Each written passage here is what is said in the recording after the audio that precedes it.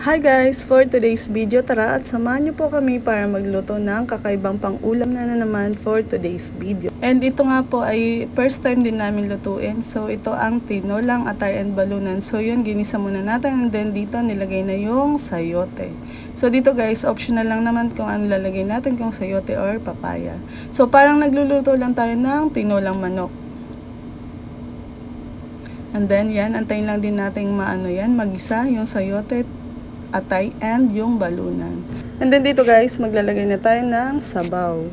So yan, dahil mainit din naman yung tubig na nilalagay namin dyan, is yun, kumukulo na din siya agad. So hayaan lang din natin yan guys na kumulo ng husto para at least lumambot yung balunan kasi yun yung matigas na part ng ating niluluto. So dito nilagay na natin yung siling green. So dito optional lang naman kung maraming sabaw or onti lang ang ating ilalagay.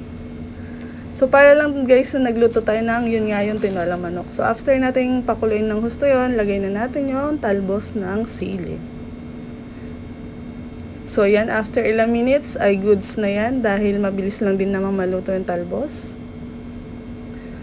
So yan, malapit na maluto ang ating kakaibang ulam. So dito guys, salin na natin.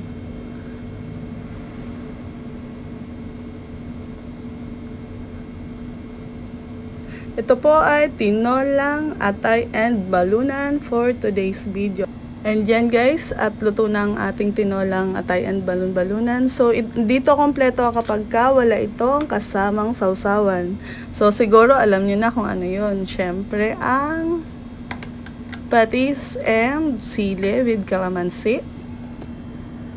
So yan, lalo tayong gaganahan dahil dito sa ating sausawan for today's video. Yan lamang po and maraming salamat.